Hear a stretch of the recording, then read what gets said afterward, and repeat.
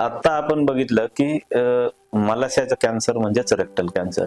तर साधारणतः याच्या किती स्टेजेस असतात किंवा किती पायऱ्या असतात?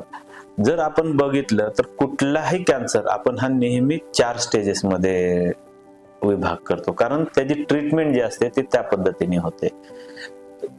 सामान्यतः रेक्टम मध्ये आपण जे बघतो तर जे आतड्याची आवरण असतात त्याच्यात पण लेयर असतात. आतले 2 लेयर, बाहेरचे 2 लेयर, स्नायूंचा लेयर, मग चरबीचा एक लेयर असतो आणि मग ते पूर्ण मलाशय आणि रेक्टम हे आपल्या खुब्यांच्या हाडाच्या मध्ये बसवलेलं असतं. आता ह्या मलाशयाच्या कॅन्सरचं स्टेजिंग कसं केलं जातं, म्हणजे रेक्टल कॅन्सरचं स्टेजिंग कसं केलं जातं? जर आपण बघितलं तर जर कॅन्सरग्रस्त पेशी ह्या आतल्या आवरणाला लिमिटेड असतील, म्हणजे म्युकोजा ज्याला आपण मेडिकल टर्मिनॉलॉजी मध्ये म्हणतो, म्युकोजा सबम्युकोजाला लिमिटेड असेल तर तो स्टेज T1 होतो. त्याच्यानंतर जर तो स्नायूंमध्ये आधार गेला, कॅन्सरचा पेशी सरफेस वरून स्नायूंमध्ये गेला तर ते साधारणतः T2 होतात आणि बाहेरच्या स्नायूंमध्ये गेला तर तो T3 होतो. ज्या वेळेस स्नायूंच्या आवरणातून म्हणजे आतड्याच्या आवरणातून आधार बाहेर चरबीत जाऊन कुठल्या तरी कडेच्या अवयवाला चिटकतो, तो T4 होतो. ही झाली T स्टेज.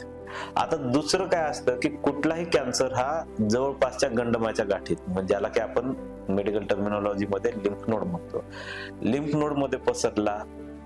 कुठलाही कॅन्सर त्या अवयवापासून त्याच्या नजदीकच्या जवळच्या लिम्फ नोड मध्ये गंडमाच्या गाठीत पसरला तो डायरेक्ट तिसऱ्या स्टेज मध्ये जातो. म्हणजे पहिली T1 T2 जरी असेल परंतु तो जर लिम्फ नोड मध्ये पसरलेला असेल तर त्याला डायरेक्ट ती तिसरी स्टेज होते. हे आपल्याला समजून घ्यायला पाहिजे.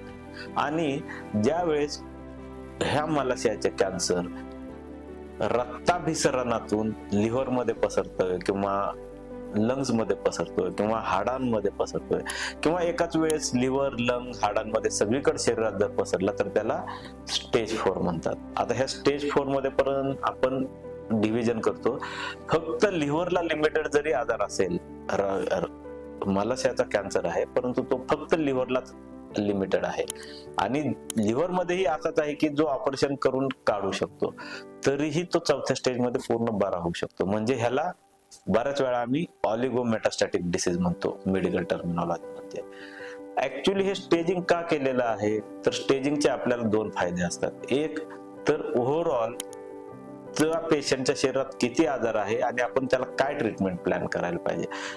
सुरुवातीच्या स्टेजमध्ये आपण पूर्ण बरं होण्यासाठी प्रयत्न करतो आणि त्या पद्धतीने एकदम सुरुवातीचा आजार आहे तर तो पूर्ण सर्जरीने फक्त बरा होऊ शकतो.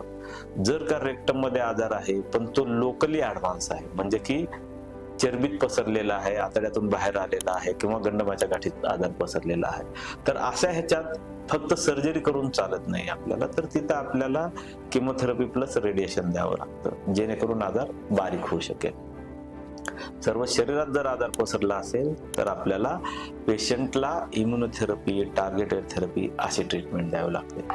तर या व्हिडिओत आपण माहिती घेतली रेक्टम म्हणजे मलाशय काय, रेक्टमचे कॅन्सर म्हणजे काय, त्याच्या स्टेजेस काय असतात आणि साधारणतः त्याची ट्रीटमेंट आपण कशी करतो.